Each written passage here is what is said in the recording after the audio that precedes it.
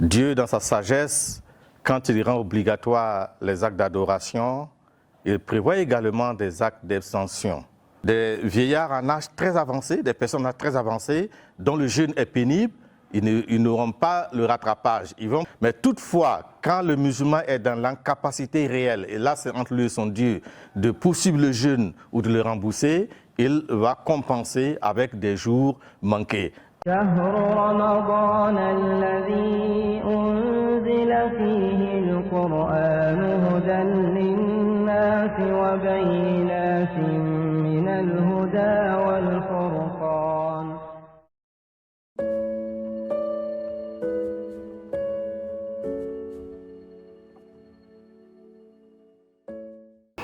Bismillahirrahmanirrahim, alhamdulillahi rabbil alamin, wa sallallahu ala sayyidina Muhammadin wa ala alihi wa sahbihi wa sallam ajma'in.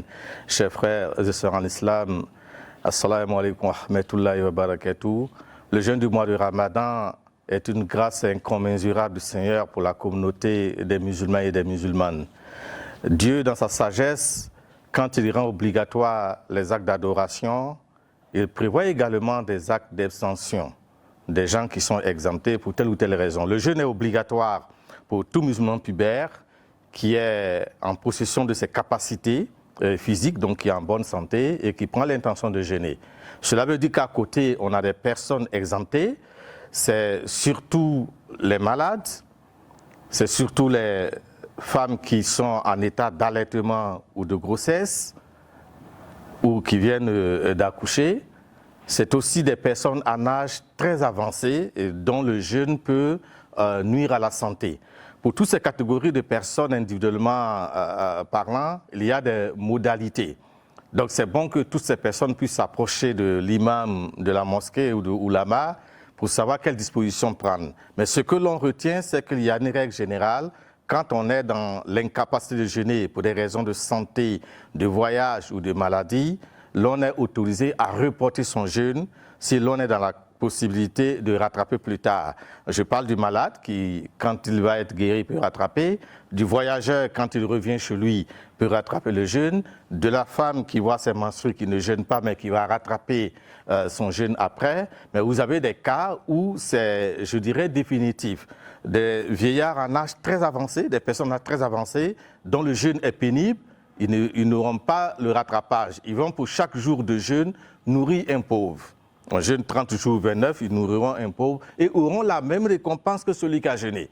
Parce que généralement on pense que celui qui ne jeûne pas mais qui nourrit un pauvre, non. Il est dans la même disposition. La seule différence, il boit, il mange, mais il respecte les conditionnalités de jeûne, sauf cette partie où il peut manger, il peut boire, mais il nourrit un pauvre.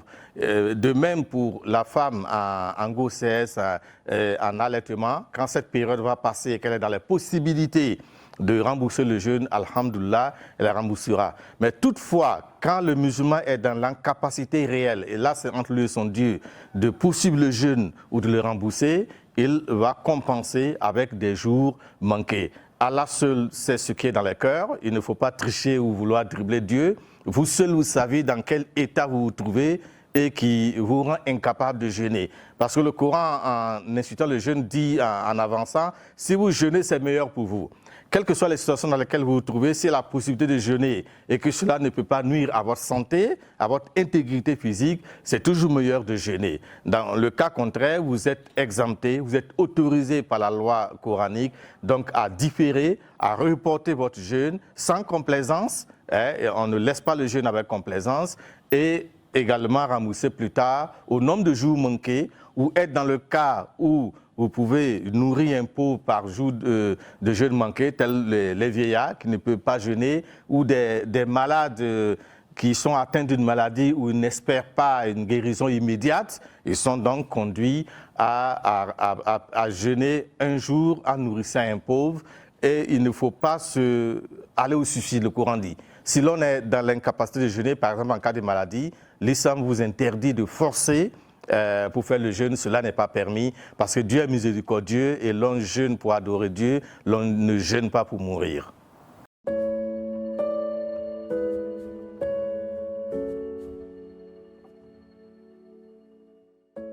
من شهد منكم الشهر فليصم ومن من